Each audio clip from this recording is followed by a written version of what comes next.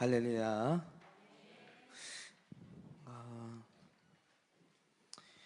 우리 강단 말씀,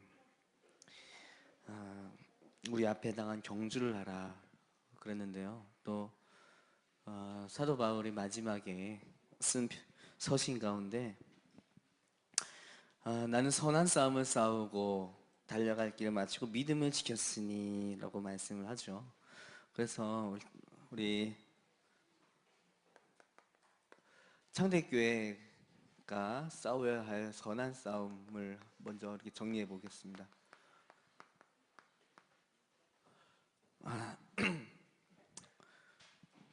선한 싸움이란 말은 말 그대로 선한 싸움이고요. 우리가 자칫 세상 사람들이 하는 혈육 싸움이나 감정 싸움 이런 것을 하지 않는다 이 말이죠. 정말 하나님께서 원하시는 그 선한 싸움을 우리가 같이 싸워 나가서 우리 달려갈 길을 맞춰야겠습니다. 우리에게 5가지 우선순위의 삶이 우리에게 첫 번째로 싸워야 될 선한 싸움인 줄로 믿습니다. 자, 이 5가지 우선순위가 첫째, 우리는 우리의 삶이 하나님 앞에 구별되어져서요 예배 우선순위의 삶을 살아야 됩니다. 그리고 우리의 삶에 있어서 정말로 이정표가 되어지고 말씀을 통해서 하나님 역사하시는데요 우리가 말씀 중심으로 말씀 따라가는 그 삶을 우선순위 살아야 될 줄로 압니다. 그리고 우리에게 참으로 구별된 시간입니다. 우리의 정시기도, 우리의 모든 기도가 하나님께 반드시 들려 올려질 것이고 응답되어질 것인데요 우리 이 시간 중심으로 우리가 살아야 될 줄로 압니다. 그리고 우리가 많은 만남을 만납니다. 우리의 재미와 우리의 육신의 즐거움을 위한 만남이 아니라 생명 살리기 위한 만남도 구별하여서 우리 삶이 전도 우선순위, 전도 중심의 삶을 살아야 되겠죠. 그리고 또 뭡니까? 우리의 많은 수입들이 있지만 다 하나님 주신 겁니다. 또 이것을 하나님께서 구별하여서 하나님께 또 드리는 헌금 중심의 우리가 삶을 우리가 살아야 될 줄로 믿습니다. 자, 그런 가운데 하나님이 우리에게 주신 이 고창이라고 하는 지역, 약 6만이라는 인구를 우리가 정말 살려야 되겠습니다. 이 6만 인구 정말 전체가 듣게 하기 위한 600다락방 우리가 정말 싸워야 될, 달려갈 길인 줄로 압니다. 그러면서 우리에게 주신 우리 렘넌트들을 언약 심고 정말 언약적 삶이 무엇인지 살게 만들고, 그리고 실제로 믿음의 선조들의 삶을 따라서 살 수 있는 렘넌트 로드맵을 실현시키는 것이 우리의 창대교회 선한 싸움인 줄로 믿습니다. 그래서 우리 렘넌트들 절대로 사람 미워하지 말고요 정말 복음을 위해서 사는 삶으로 시작해서 복음의 증인 되어지고 복음의 모델로 세워지는 우리 모든 렘넌트들, 중직자들 다 되시기 바랍니다. 그러면서요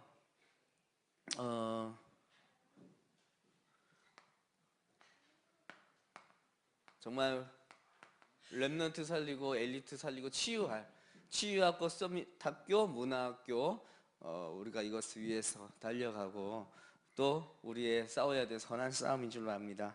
하나님이 우리 창대교회에 말씀을 주셨고요 우리가 전도운동하는 교회이기 때문에 이 말씀을 성취하시기 위해서 주신 것인 줄 믿습니다.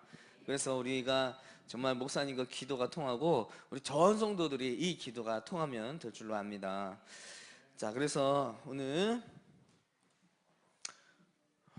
우리 앞에 있는 증인들, 구름같이 허다게 둘러싼 증인들로 인해서 우리가 달려갈 길을 달려갈 수 있는데요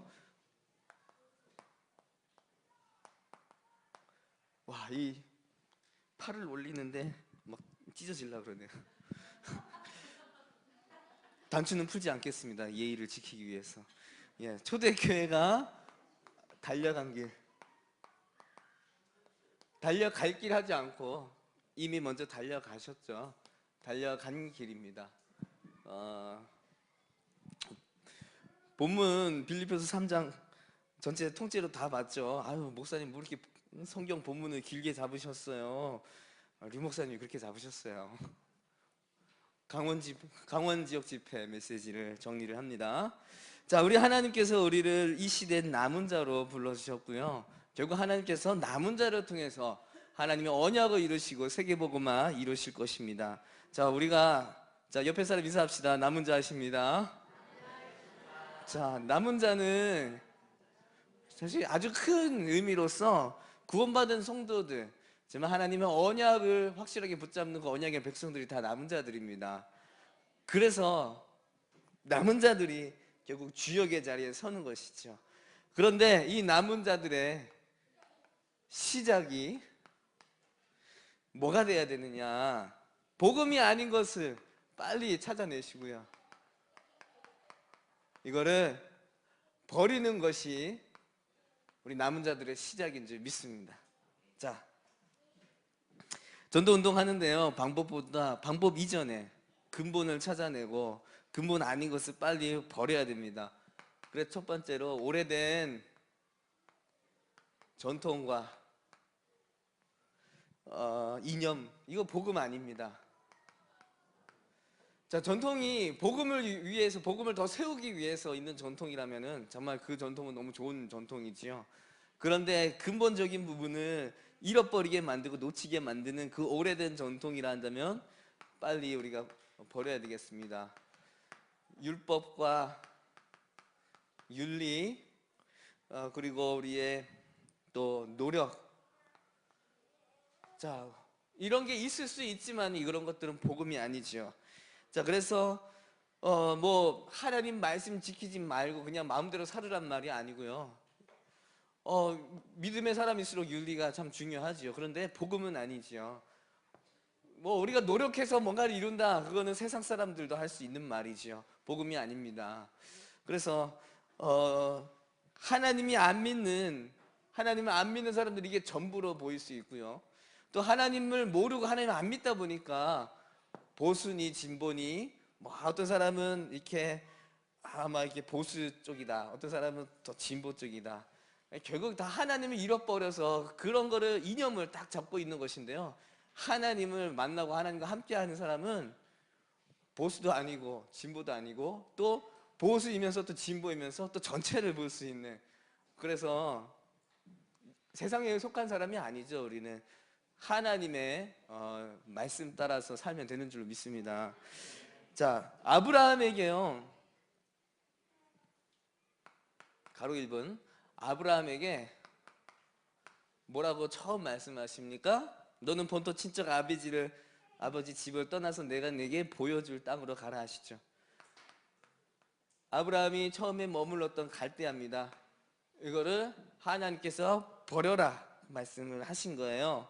그래서 하나님께서 실제로 아브라함이 갈대아를 떠나오는 가운데 하나님이 부르셔서 너는 복의 근원이 될지라 그러고 너를 축복한 자는 축복하고 저주한 내가 저주하리라 말씀하시는데요. 그런데 이 아브라함에게 뭐가 없었어요? 자식이 없었어요. 아들을 주신다고 또 하셨는데 이 오래 기다려도 아들이 없어요. 그래서 이 아브라함은 자꾸 뭘 의지하게 되냐? 이 롯을 자꾸 의지하는 거예요. 이 조카인데요, 아들과 같이 여기고 항상 조카를 너무 떠받들고 그래가지고 조카가 막 뭐 한다 그러면 그래 해. 너무 이렇게 자식을 너무 이렇게 품에 키우듯이 이 롯을 확 붙잡고 의지하고 있었어요. 그런데 이제 완전히 오래된 이런 것들을, 복음이 아닌 것들을 버리기로 결단한 이 아브라함이 롯한테 얘기합니다. 야, 네가 좌하면 나는 우하고 네가 우하면 나는 좌하겠다. 그래서 이 롯이 보니까 저 소돔 땅이 좋아 보이거든. 그래서 저 소돔 땅으로 하겠습니다. 그래, 가. 그러면 이제 말씀해요. 아브라함이 롯을 떠난 후에 하나님이 아브라함에게 딱 나타나셔가지고요, 야, 동서남북을 쫙 바라봐봐. 지금 네가 보고 있는 땅 그 다 너와 네 후손에게 영원히 줄 것이다, 이렇게 언약을 주십니다. 복음 아니었어요. 롯을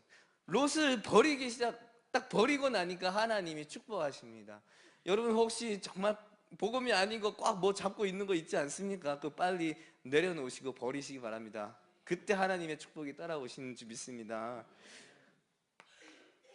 이스라엘 백성이요, 이스라엘 자손들이 어찌된 일인지 애굽의 노예가 되어 있었어요. 노예되기 이전에도 애굽에게 지고 있는 상황이었어요. 자, 그런데도 이 출애굽, 이 애굽이란 나라는 하나님을 섬기는 나라가 아니고요, 많은 신들을 섬기는 그 나라였습니다. 그래서 이 애굽에서 빨리 빠져나오고 복음이 아닌 것을 버리고, 그래서 피제사 드리러 가라, 복음을 딱 잡게 하세요. 그때에 하나님이 역사가 시작되어집니다. 자, 믿음의 선조들 가운데 다윗과 사무엘은 하나님이 아니었던 우상과의 싸움을 싸웠습니다. 사무엘은 미스바 운동을 통해서 뭐라 합니까? 너희들은 미스바에 다 모여서 너희들이 섬기는 아스타롯 이 우상들 다 버리고 미스바에 모여서 하나님께 기도하라 그러죠. 그때 하나님 블레셋을 딱 싸우지도 않고 승리하게 하시고요. 다윗은요, 이 우상과 직접 싸우는 일을 했습니다. 바로 이 골리앗을 때려잡았죠.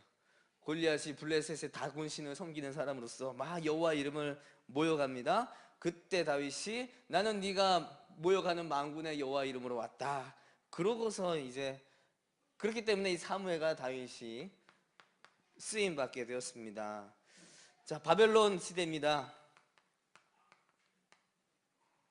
바벨론 때요, 이 이스라엘 족속이 또 이 자손들이 또 이 하나님을 놓쳐버리고요, 복음이 아니었던 이 세상의 우상을 따라 섬기고 말았어요. 그래서 하나님이 이 바벨론 포로로 잡혀가게 하시는데, 결국에 바벨론 시대 때 다니엘이라든지 새 친구라든지 또 에스더 이런 사람을 통해서 이 모든 이 이스라엘 자손들이 복음이 아니었던 거 빨리 발견하게 하고 그것을 빨리 버리게 하죠. 이때 바벨론 때에 잡혀오면서도요, 그 바벨론 신이 되게 커 보이고 하나님은 작아 보이고 그랬는데, 이 다니엘이 느부갓네살 왕 앞에 서가지고요, 느부갓네살 왕으로 하여금 하나님을 찬양하게 돼버리게 만듭니다. 그 소문이 온 그 포로 잡혀온 유다 사람들한테 다 퍼지게 되죠. 그러면서 야, 우리가 뭐 한다고, 우리와 우리 조상들이 뭐 한다고 저 우상한테 끌려가지고 이렇게 포로 생활을 하게 될까. 그거를 70년 동안 실물 교육을 받고 돌아오게 되지요. 안 오도 되는 고생 여러분 하지 마시기 바랍니다. 복음 아닌 거 빨리 버리시기 바랍니다.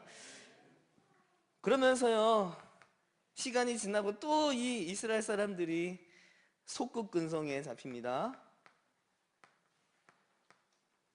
속국근성은 뭡니까? 하나님이 속국이 될 수밖에 없도록 하셨는데 이들이 가지고 있는 근성 때문이죠. 뭐냐면요, 하나님은 이스라엘 아브라함을 부르면서 처음부터 세계복음화를 말씀하시는데, 이스라엘 사람들, 이 유대인들은요, 여호와 하나님, 우리 나라만의 신이고 우리를 통해서 오시게 된 메시아는 우리 나라만의 메시아고, 이러니까 하나님이 에라이 하면서 이제 속국 되게 하셨는데요, 빨리 이거를 버렸던 사람들이 바로 초대교회 성도들입니다. 혹여나 우리 교회 안에 복음 아닌 것이 있으면 빨리 버려야지 하나님의 역사가 시작될 줄로 믿습니다. 그러면서 초대교회 이후에 또 중세 거치고 또 뭐 종교개혁이 일어나고 하면서 또 신학이 또 세워지고 발달하게 되는데요. 그런데요, 신학이 참 발달하는 가운데서 자꾸 뭐에 빠지냐, 교리에 빠지고요. 그리고 자꾸 또 뭐에 빠집니까? 세상에 성경에 분명히 말씀하고 있는 천사의 활동과 사탄의 존재에 대해서 천사 얘기한다, 사탄 얘기한다 하면서 이단, 이 말이 됩니까 지금? 영적 무지에 빠져. 신학이 발달하는데 어떻게 더 영적 무지에 빠져버리고 말아요. 그러면서 또 영지주의가 또 일어납니다. 이게 무슨 말이냐? 이것도 사실 이단인데요.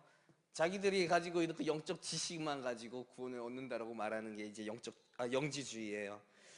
자, 그런 가운데 자, 교회가 또 어디에 자꾸 빠지게 되느냐? 여기 3번. 복음이 아닌 것에 다 자꾸 빠지게 됩니다.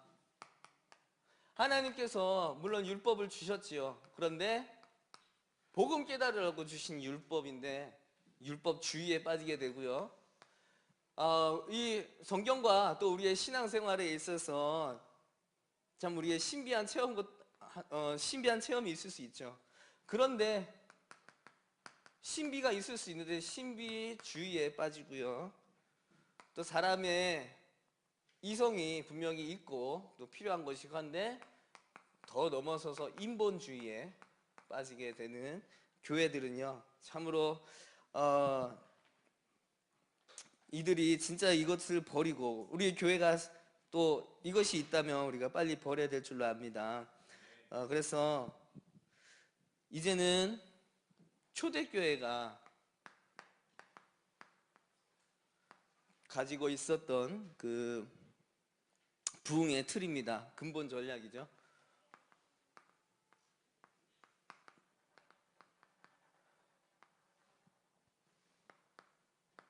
제가 아직 참 판서하는 게 많이 서툴러서요. 여러분 좀 기도해 주시기 바랍니다. 오늘은 조금 이렇게 깔끔하게 잘 정리가 될 수 있도록. 자, 초대교회가 가지고 있었던 그 부흥의 틀. 자, 예전에 유대인들이요, 이거 중심이었어요. 예루살렘 중심. 자, 예루살렘이 뭐 하는 데인데요? 이스라엘의 수도죠. 거기에도 뭐가 있었느냐? 성전이 있었어요. 자, 그런데 이거를 이제 초대교회 어떻게 바꿔버립니까? 모든 현장교회로 바꿔버려요. 곳곳마다 교회가 세워지고요, 곳곳마다 말씀 운동이 일어나는 것으로 바뀌게 됩니다. 자, 예수님께서요, 요한복음 2장 19절, 너희가 이 성전을 헐라 내가 사흘 만에 다시 일으키리라. 또 고린도전서 3장 16절, 너희가 하나님의 성전인 것과 하나님의 성령이 너희 안에 거하시니 알지 못하느냐 그랬죠. 그리스도가 죽으시고 부활하심으로 인해서 눈에 보이는 성전은 이제 그리스도께서 완성하셨어요. 필요가 없어요. 우리 몸이 이제 성전이 돼버려가지고요, 우리의 가는 모든 현장이 교회가 됩니다. 자, 두 번째로 이 유대인들은요, 그 안식일 막 생명처럼 지켜요. 그런데 예수님께서 부활하시고 나서 이제는 어떻게 됩니까? 안식일만이가 아니고 매일입니다. 매일. 우리는 사모를 하죠. 주일날만 예배 드리는 게 아니고 말씀 잡는 게 아니고 매일 오늘의 말씀 늘 흘러나옵니다. 자, 그러면서 또 뭐 안식일이 주일이냐 일요일이 주일이냐 이거 싸울 필요 없어요. 우리 매일매일이 또 주일이 되는 것입니다. 또 유대인들 자꾸 사제 중심이었어요. 레위 지파 자꾸 따지고 제사장, 이들을 통해서만이 우리가 하나님께 나아갈 수 있고 그랬는데요, 이제는 이걸 초대교회가 깨고 모든 성도가 다 제사장입니다. 자, 여기 말씀이 빠졌어요. 이번에 사도행전 2장 46절, 날마다 떡을 떼며 날마다 구제하고 날마다 말씀 전파하기를 힘썼다. 그러면서 여기는 뭡니까? 모든 성도가 이제 제사장입니다. 베드로전서 2장 9절 뭡니까? 너희는 택하신 족속이요 왕같은 제자분들이요 거룩한 나라요 그의 귀한 빛에 들어가게 하신 이 아름다운 독을 선포하게 하려 하심이라. 자, 그러면서요, 모든 성도가 이 말씀 잘 보면요, 선지자, 제사장, 왕 다 들어있습니다. 왕같은 제사장 하면서요, 그의 귀한 빛을 선전하기 위한 우리에게 선지자적인 권세도 있어요. 우리가 이런 존재입니다. 우리가 이런 사람이에요. 자, 그리고요, 이 유대인들이 자꾸 뭐 중심에 빠졌었냐? 절기 중심. 대표적인 저기 6월절, 오순절, 수장절이죠. 이 절기 중심이 아니고 이제는 뭐 중심이 됩니까? 초대교회 때 이제 항상 138입니다. 사도행전 1장 1절, 3절, 8절이죠.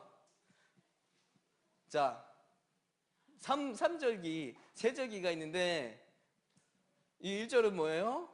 6월절. 피 바른 날 나왔어요. 그 6월절의 피는 그리스도의 십자가를 의미하죠. 자, 6월절 오순절. 오순절은 이제 성령 강림하신 날이죠. 오직 성령으로 바뀌었어요. 수장절, 천국 배경에 대한 의미가 있습니다. 매일매일 우리가 오직 하나님 나라를 누릴 수가 있습니다. 세절기 그 날만 그 날짜에 이게 매여가지고 지키는 것이 아니라 매일 이 세절기를 완성하신 매일 항상 오직 그리스도, 오직 하나님 나라, 오직 성령입니다. 이게 바로 초대교회에 되어질 수밖에 없었던 한 가지 더 추가해서 이 모든 걸 가지고 어디 속으로 들어갔느냐? 62가지의 삶의 방법으로 들어갔어요. 그러니까 초대교회가 부흥이 일어날 수밖에 없었던 역사가 있었습니다. 이 62가지 삶으로 올인하고 올아웃하고 또 올체인지했던 우리 초대교회 성도들입니다. 자, 그러면서 4번까지 해야 되는데 주여. 자, 초대교회의 동시전략입니다.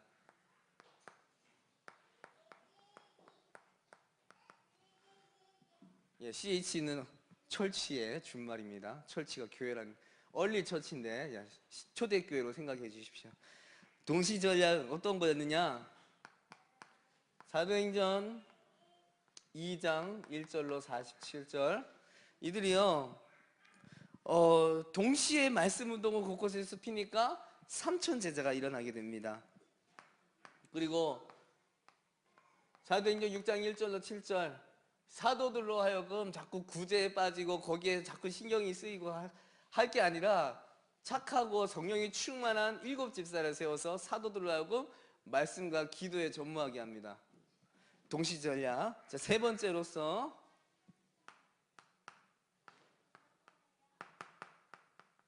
자, 에티오피아는 4시에 집중하게 되니 그 사마리아 성에 집중하게 되니까 에티오피아 4시 같은 그런 예비된 제자를 만나게 하시고요. 또 사도행전 9장 10절 아나니아가 딱 기도하고 있는 가운데 하나님이 누구를 붙이십니까? 이 사울을 붙이셔서 전도자 바울로 쓰임 받게 하는 이 제자는 아무에게나 붙이는 것이 아니죠. 정말로 이 틀을 완전히 깨고 항상 138을 누리고 있는 제자, 그 제자에게 시대적인 또 제자를 붙이시는 것이겠죠. 그러면서 이제는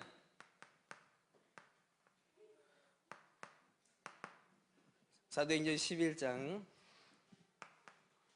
이제 안디옥 교회를 통하여서 이 아시아 갈라디아 또 부르기아 전체에 말씀이 증거되어지게 하십니다. 자, 그런 가운데 이제 초대교회의 통합 전략이라고 했네요. 통합 전략입니다.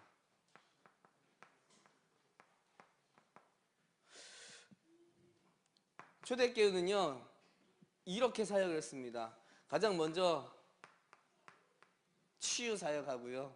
그런 가운데 세워지는 제자를 찾아내고 확립하고 그러면서 바울이나 베드로로 하여금 서신을 쓰게 합니다. 이 순서대로 통합 전략이 이루어졌는데요. 사도행전 13장과 16장과 19장이 다 이렇게 되어졌던 거고요. 특징이 뭐냐면은 무속을 배경으로 했다라는 것입니다. 그 이들을 치유해버리고요. 이들 통해서 또 제자가 일어났던 그런 성령의 역사였죠.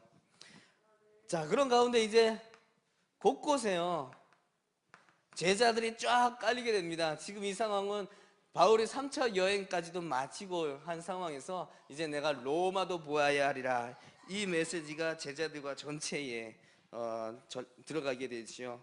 그러면서 이제는 하나님께서요, 또 23장 11절입니다. 지금 이 상황은 지금 이 법정에 있었는데 유대인들 앞에 딱 서가지고 담대하게 그리스도를 이야기를 하시죠. 여기에 이제 바리새인과 또 이 사두개인들이 있는데요. 여기서 이들이 복음을 듣게 됩니다. 자, 그런 가운데에서 이제 로마로 향하고 하는 가운데 27장 24절, 유라굴로라고 하는 풍랑을 만나는 그런 가운데서요, 또 거기서도 그리스도의 능력을 나타내죠. 자, 그래서 결론, 이렇게 초대교회가 이렇게 이 근본 전략과 동시 전략, 통합 전략을 가지고 일어났는데요. 중요한 것은